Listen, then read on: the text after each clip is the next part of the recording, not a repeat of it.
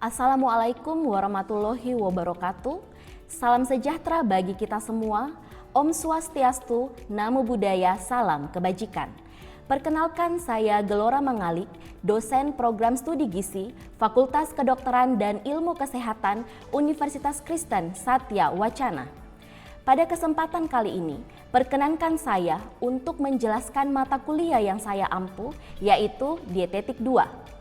Video ini bertujuan untuk memenuhi salah satu persyaratan sertifikasi dosen tahun 2024 dalam hal pernyataan diri dosen, unjuk kerja Tridharma Perguruan Tinggi atau PDD UKT-PT dalam bidang pengajaran.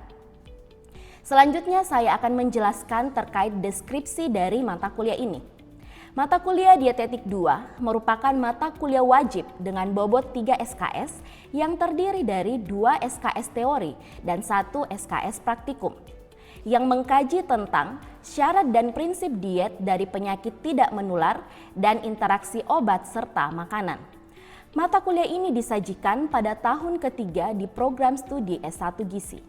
Bahan kajian pada mata kuliah ini adalah interaksi obat dan makanan, asuhan gizi pada penyakit tidak menular. Capaian pembelajaran mata kuliah ini adalah mampu berpikir luas dengan landasan ilmiah, mampu menjelaskan teori dasar iptek gizi serta ilmu terkait, mampu mengaplikasikan iptek gizi dalam pemecahan masalah gizi perorangan, kelompok dan masyarakat, mampu berkomunikasi efektif, mampu mengelola pelayanan gizi berdasarkan penilaian gizi yang sudah baku, mampu membuat keputusan dalam proses pemecahan masalah gizi, mampu mengembangkan pelayanan gizi promotif, preventif, kuratif, dan rehabilitatif, mampu bekerja sama dalam tim dan bertanggung jawab, mampu mendesain dan mengelola pendidikan gizi. Selanjutnya, capaian pembelajaran mata kuliah atau CPMK, mampu mendeteksi masalah gizi dari setiap penyakit, mampu menentukan screening gizi sesuai usia, mampu membuat asuhan gizi berdasarkan kasus penyakit tidak menular, baik itu komplikasi maupun non-komplikasi. Adapun sub CPMK dari mata kuliah ini adalah menerapkan prinsip NCP, mampu membuat asuhan gizi pada penyakit ginjal, penyakit hati dan kantong empedu, penyakit diabetes dengan atau tanpa komplikasi, mampu mengimplementasikan interaksi obat dan makanan, membuat asuhan gizi pada penyakit asam urat, penyakit jantung, pembuluh darah dan stroke, penyakit kegawatan atau critical ill, dan asuhan gizi untuk pemeriksaan.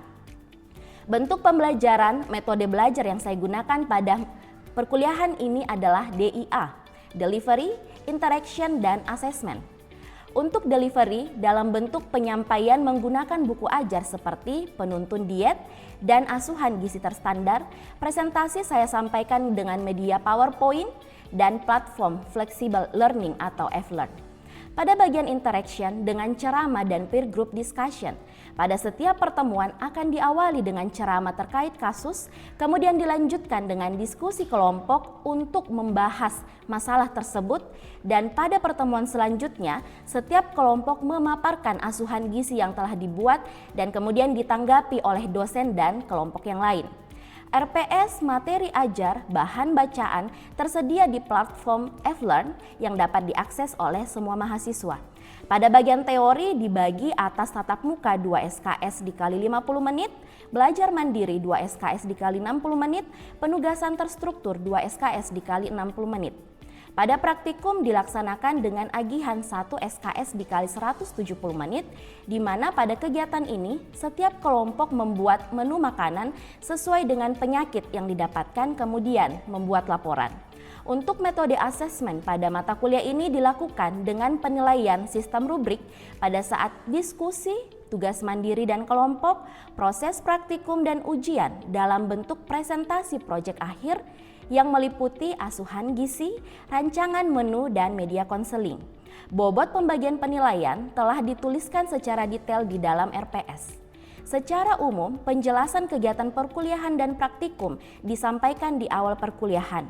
Dalam pertemuan awal, saya menyampaikan deskripsi mata kuliah, CPL, CPMK, dan sub CPMK. Selain itu, dalam kontrak perkuliahan disampaikan terkait kegiatan dalam bentuk penilaian yang akan digunakan untuk mata kuliah ini. Di akhir semester, mahasiswa akan diberikan transparansi nilai sebelum diinput ke dalam sistem siasat. Demikian penjelasan singkat saya terkait mata kuliah Dietetik 2. Selanjutnya, saya akan menampilkan proses pembelajaran yang saya lakukan secara langsung di dalam kelas bersama mahasiswa. Terima kasih. Selamat pagi. Pagi, Bu. Apa kabar? Baik. Sudah sarapan? Lah. Oke, baik. Nah, teman-teman sekalian, kita akan melanjutkan materi kita pada pagi hari ini, yaitu asuhan gizi pada penyakit kritis atau critical ill atau kegawatan. Nah, materinya sudah saya masukkan di F-Learn, harapannya teman-teman sudah membaca untuk hal itu. Nah, baik, teman-teman sekalian, ini adalah capaian pembelajaran untuk mata kuliah ini. Yang pertama adalah teman-teman mampu berpikir luas dengan landasan kritis, artinya setiap misalnya patofisiologi penyakit, teman-teman sudah tahu, seperti itu. Kemudian yang kedua adalah teman-teman mengaplikasikan iptek gizi. Ya, contohnya misalnya kita menggunakan F-Learn, teman-teman membuat laporan, teman-teman membuat media edukasi ataupun konseling gizi. Kemudian ini yang ketiga adalah teman-teman mampu berkomunikasi efektif, kemudian membuat keputusan, mengembangkan pelayanan gizi, kemudian mampu bekerja sama dalam tim. Makanya duduknya berkelompok ya. Kemudian yang terakhir adalah teman-teman mampu mendesain dan mengelola untuk edukasi gizi nantinya. Nah, teman-teman ada 3 hal atau 3 poin yang akan kita bahas bersama terkait pendahuluan, kemudian respon metabolik, dan intinya adalah di asuhan gizi. Kita masuk yang pertama. Nah, saya mau bertanya kepada teman-teman, apa yang kalian tahu atau apa yang terpikir dalam otak kalian kalau kita bicara terkait pasien kritis? ICU, terus tidak sadar. Lalu selanjutnya, ini ya, jadi untuk pasien-pasien kritis itu dirawat di ICU atau ICCU, kadang juga ada di HCU. Jadi sebenarnya untuk tempat perawatan-perawatan itu ada yang namanya ICU, ICCU dengan HCU. Kalau pada anak-anak itu biasa kita ada di PICU atau NICU, ya, NICU atau NICU gitu. Jadi ini semua adalah ruang-ruangan kegawatan, tempat perawatan. Nah, ini yang terbayangkan ya di otak teman-teman saat mendengar kata ICU. Ada yang sudah pernah mungkin melihat, bukan maksudnya melihat gitu, ada? Ada, mungkin ada saudara atau teman yang dirawat di sini. Oke, nah ini teman-teman poin yang kedua terkait bagaimana respon metabolik. Mungkin ada yang mau menyampaikan apa yang kalian pahami, ada gambar, ada tabel, sebenarnya ini ringkasan dari kondisi-kondisi metabolik. Seperti itu. Mungkin kalau kita lihat tabel apa yang terjadi pada pasien-pasien yang mengalami kegawatan. Nah, mungkin ada di antara kita teman-teman, silahkan. Apakah ada yang bisa menyampaikan kepada kita apa yang teman-teman pahami terkait fase ebb dengan fase flow? Ya, silakan, Sam. Kalau fase F itu tuh kayak adanya hentinya itu penurunan metabolisme dalam tubuh, adanya juga shock juga. Kalau fase flow itu ada peningkatan metabolisme kayak gitu. Oke, baik. Nah, teman-teman, untuk fase F di sini ini adalah kondisi awal atau kita sebutnya akut. Ya. Saat pasien pertama kali masuk.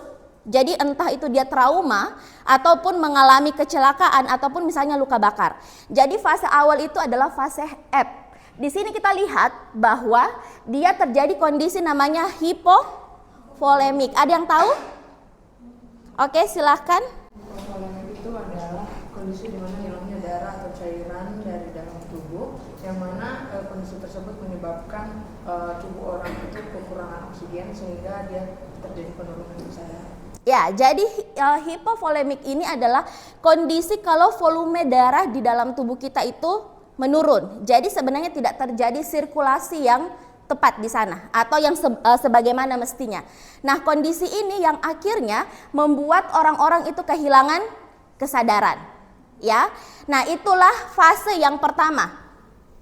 Kemudian fase flow ini terjadi setelah fase dari ebb. Jadi kita mulai dari ebb dulu baru masuk flow. Kita lihat, untuk fase flow ini terjadi kondisi katabolisme dan juga anabolisme. Katabolisme apa? Penguraian dari molekul besar menjadi kecil. Kalau anabolisme, pembentukan. Apakah katabolisme dan anabolisme ini bahaya? Bisa ya, bisa tidak, seperti itu ya. Tapi pada pasien-pasien kritis, ini adalah kondisi yang harus diperhatikan dengan detail. Ya, jadi ingat nanti katabolisme dan anabolisme itu terjadi pada fase flow. Nah, kita lihat bersama. Ini adalah poin penting yang teman-teman wajib untuk ingat dan pahami saat memberikan asuhan gizi kepada pasien-pasien di ICU atau pasien-pasien kegawatan. Nah, ada fase ada tiga. Yang pertama ada ebb flow, kemudian yang terakhir adalah recuperation. Ya. Nah, ini yang saya ingin sampaikan kepada teman-teman. Pada fase ebb ini gizi belum masuk di sini. Ingat ya, di sini ebb gizi belum masuk. Nanti gizi akan masuk, terapi gizi akan masuk di fase flow. Ya, seperti gambar yang teman-teman lihat di depan. Nanti kita lihat terapi gizi apa yang akan kita berikan di sana, ya. Kita akan masuk di sini. Ini adalah key ya untuk pemberian asuhan gizi. Kita lihat yang pertama, kapan enteral nutrition atau makanan enteral diberikan? Inisiasinya adalah jika kondisi yang pertama hemodinamiknya stabil, kemudian resusitasi cairan sudah selesai di fase ebb ini. Ya, jadi sebenarnya pasien-pasien kritis 24 jam sampai 48 jam pertama masuk itu seharusnya sudah bisa diberikan makanan enteral. Jika, ingat ada highlightnya, jika satu, hemodinamik stabil, dan yang kedua resusitasi cairan sudah selesai. Hemodinamik ini pasti segala sesuatu yang berkaitan dengan volume, jantung, dan pembuluh darah. Biasanya tandanya itu adalah main di tensi, ya, tensinya tidak normal. Kemudian juga suhu tubuhnya drop. Kemudian nadinya meningkat, nafasnya cepat. Ada yang merasakan itu sekarang? Nadinya cepat, nafasnya cepat? Tidak ada ya? Biasanya kalau lagi panik biasanya itu yang terjadi. Tapi tenang, itu bukan kondisi hemodinamik. Ya, ini terjadi pada pasien-pasien ICU. Nah, inisiasi makanan enteral akan kita berikan jika di fase ebb ini hemodinamik stabil, resusitasi cairan sudah selesai. Kenapa harus ada resusitasi cairan? Karena yang tadi ada kondisi hipovolemik yang tadi di depan. Artinya volume darah di dalam tubuhnya itu rendah. Maka kita akan gantikan dengan cairan. Dengan apa? Biasanya dengan infus. Ini akan dilakukan oleh tim medis, bukan oleh kita. Ya, jadi akan ada resusitasi cairan. Jika itu sudah selesai 24 jam sampai 48 jam pertama, kita akan masuk di flow. Ini yang poin nomor 2. Ya. Ini gizi masuk. Terapi gizi masuk. Akan masuk enteral nutrition atau makanan enteral, kita singkat EN. Biasanya itu adalah makanan cair, kemudian cair kental. Ingat ya, di standar makanan rumah sakit. Nah, di sini teman-teman, pada pemberian makanan pada pasien-pasien kritis, kita memang kalau kita baca di buku secara teori akan tertulis 25-30 kilokalori. Tetapi kita tidak bisa langsung kasih sebanyak itu. Kita mulai dulu dengan tahap yang pertama disebut dengan tropic feeding. Ya, jadi kalau secara teori kita gambarkan seperti ini. H1, H2, H3, H4, H7 dan H10. Ya. Di fase ebb tadi, di sini akan ada resusitasi cairan dan mengecek hemodinamik stabil. Hari pertama dan hari kedua, di sini kita akan memberikan yang namanya tropic feeding. Di mana pemberian tropic feeding itu berkisar antara 10 sampai 20 mili per jam. Ya, per jam. H itu hour, ya. Jadi kita bisa hitung dalam 24 jam berapa banyak cairan yang kita kasih atau enteral nutrition? Contoh 10, kita pakai yang 10 mili per jam. Berarti dalam 24 jam ada berapa?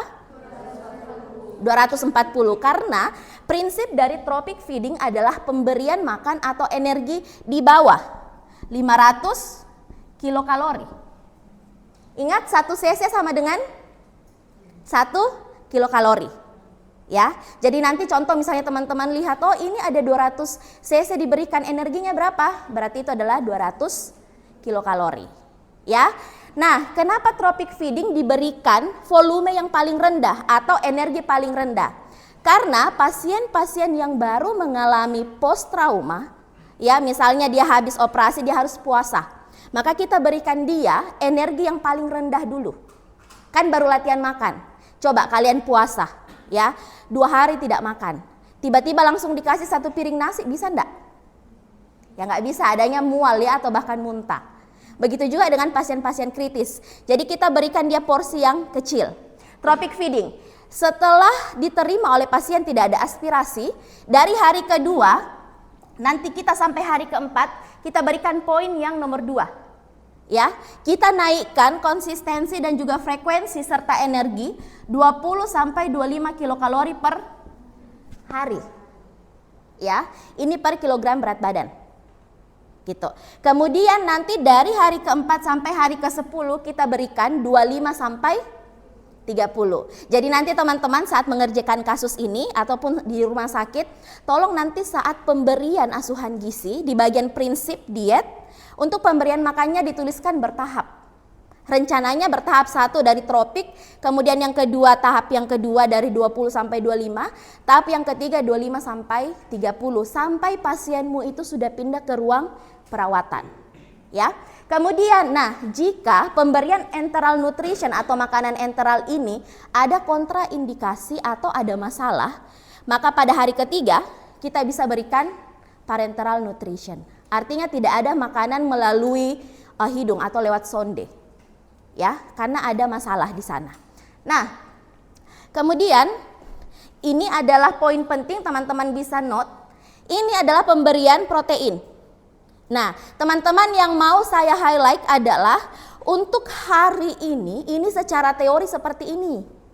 Tetapi di lapangan ini sangat kondisional. Kalau teori kita bilang hari 1-2 tropic feeding, hari ketiga itu sudah boleh dinaikkan energinya. Tetapi kalau kondisi pasien di hari 1 dan hari 2 ini ternyata tidak membaik, maka sebenarnya kita tidak bisa naikkan energinya. Ya, itu tadi kemungkinan kita harus kasih dia parenteral. Gitu. Ya, ingat enteral itu biasa lewat mana? Lewat hidung atau NGT ya, bisa juga lewat oral kalau dia kondisi sadar. Kalau parenteral lewat mana? Intravena. Ya, ada total parenteral, ada juga yang non total. Kalau biasanya total parenteral TPN itu dia akan lewat ini, peredaran darah yang besar. Ya, di sebelah sini. Nah, ini adalah kondisi protein teman-teman yang akan kita berikan, tapi ingat ya, ini kondisional tergantung dari pasien kita. Kita akan mulai dari 1,3 atau bahkan 1,5 gram per kilogram berat badan untuk protein. Nah, ini seperti yang kemarin kalau misalnya nanti ada pasien yang masuk kondisinya disfagia. Ini adalah contoh penelitian yang kemarin saya sudah sampaikan di minggu lalu. Jadi ini adalah penelitian kami, kondisi-kondisi disfagia. Jadi kalau dia susah menelan. Gitu ya. Biasanya kan kalau di ICU kita jangan beranggapan bahwa semua pasien itu tidak sadar. Ada juga kondisi pasien sadar di ICU, hanya saja memang harus dimonitor kondisinya. Nah, ini adalah jenis-jenis makanan yang kita berikan. Dari makanan cair, kemudian sampai cair kental, kemudian juga ada pengental makanan XG dan MS, baru nanti kita bisa berikan dia makanan lunak.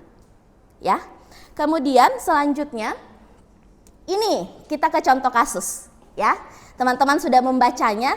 Jadi kalau kita lihat sepintas di sini, Tuan M dirawat di ICU dengan diagnosa medis hidrosefalus. Kemudian ada data antropometri, leukosit, kemudian ada klinis. Di sini tensi, suhu normal, nadi kuat, kesadaran di bawah pengaruh obat atau DPO. Ya, artinya kondisi pasien ini tidak sadar. Karena memang dia dibuat tidur. Ya, karena post op sebenarnya untuk kasus ini. Nah, ini gizinya masuk di sini, pasien mendapat D5W dextrose 6 kali 50 cc, Entramix 3 kali 100 cc, Neomun 3 kali 100 cc. Kalau kita lihat berapa energinya? Kita lihat yang pertama, untuk D5W berapa? Ada yang sudah hitung? Ini dia 300 cc jadinya ya? Benar. Kalau ini merek ya, Entramix berapa? 300 cc. Neomun? Berarti dalam satu hari pasien mendapat berapa cc cairan atau makanan? Nah, tinggal kita hitung energinya bagaimana ya.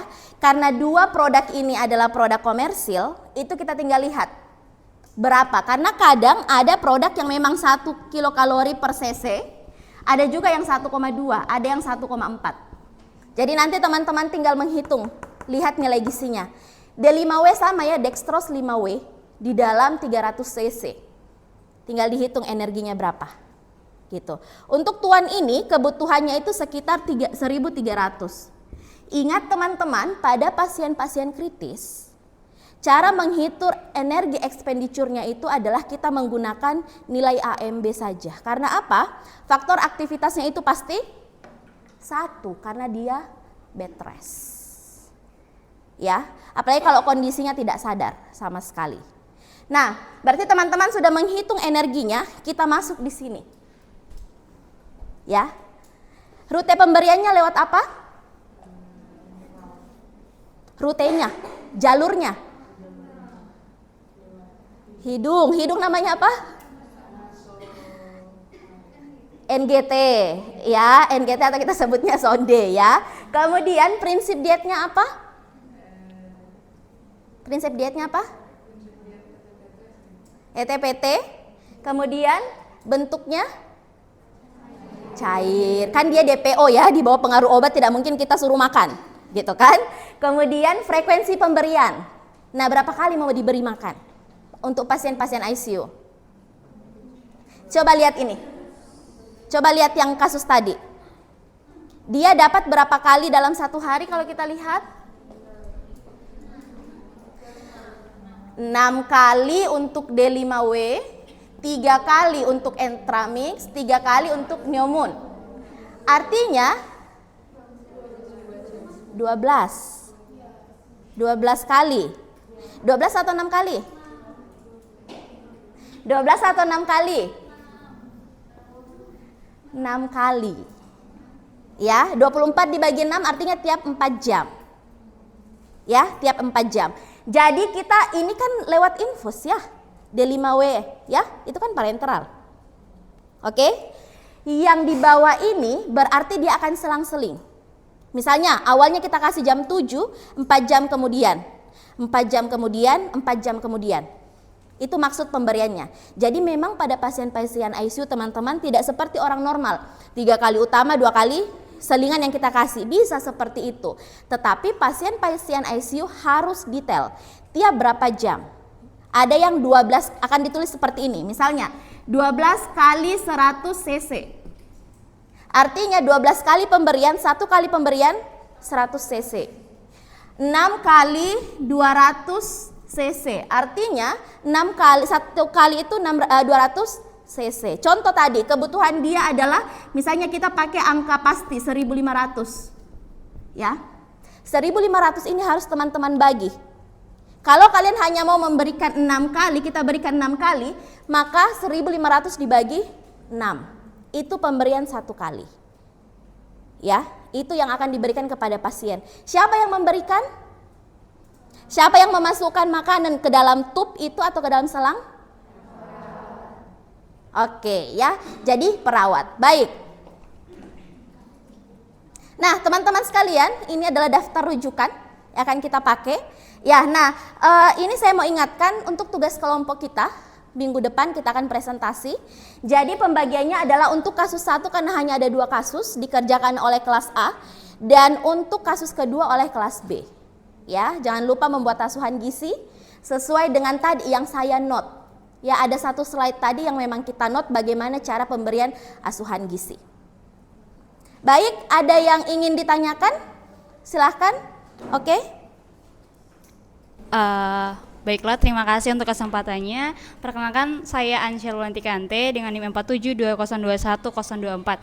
Saya izin bertanya di bagian pemberian makanan di dalam jurnal yang sudah Ibu bagikan tadi, yang ini, di situ kan dibilang bahwa pemberian makanan dari cair kental itu secara bertahap.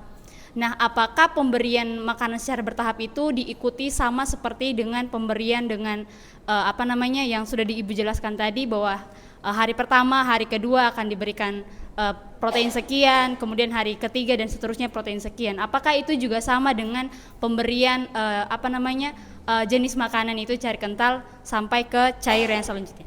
Terima kasih. Baik, terima kasih untuk pertanyaannya Ansel. Jadi seperti ini teman-teman, itulah gunanya kenapa untuk tahap pemberian diet itu kita tidak hanya menuliskan berapa banyaknya atau berapa kalori, ya, tetapi juga akan diikuti dengan bentuk makanan. Untuk kasus ini, ya, ini kan pasien stroke dengan kondisi sadar. Tetapi kalau misalnya kita tarik ke dalam kasus ICU yang tadi, artinya adalah kita mulai dari hari pertama, hari kedua. Ini pasti kita akan mulai dari makanan cair. Ya, makanan cair dengan single. Paham ya? Ingat ya, makanan cair yang single. Setelah itu jika hari pertama dan hari kedua tropic feeding berhasil, kita akan masuk di hari kedua sampai hari keempat. Nah, di sini mulai kita naikkan. Biasanya masih tetap susu. Seperti itu. Ya, bentuknya susu ataupun enteral nutrition yang dibuat oleh rumah sakit.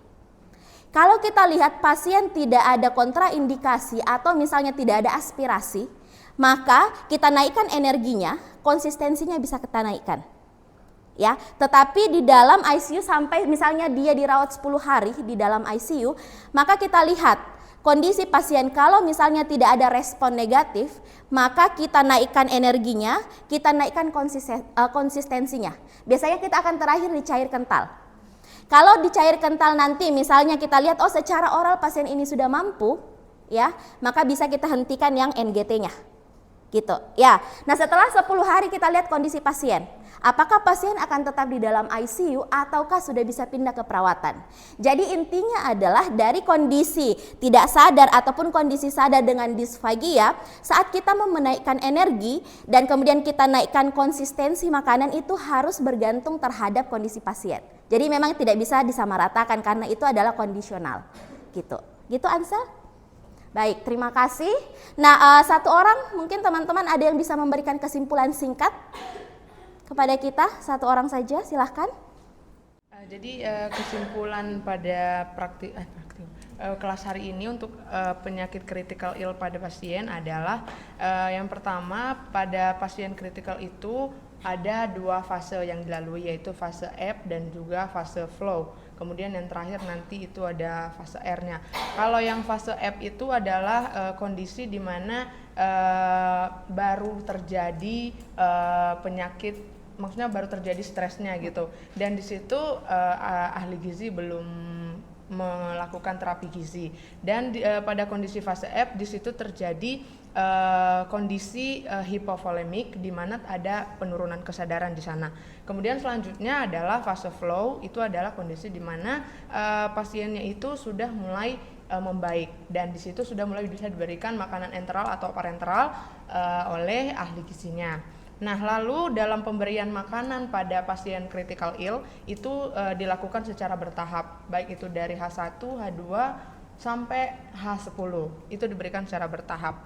Kemudian pemberian makanan pada pasien itu secara enteral atau parenteral itu melihat kondisi pasien. Kalau kondisi pasien itu semakin membaik, maka tentunya konsistensi makanan itu juga akan ditingkatkan lagi. Seperti itu. Baik, terima kasih untuk kesimpulan dan juga tadi pertanyaannya. Teman-teman sekalian, terima kasih untuk penugasannya, mohon untuk dikerjakan sesuai kelompok. Minggu depan kita akan presentasi asuhan gizinya. Seperti itu, terima kasih banyak untuk hari ini dan kita bisa akhiri. Selamat pagi.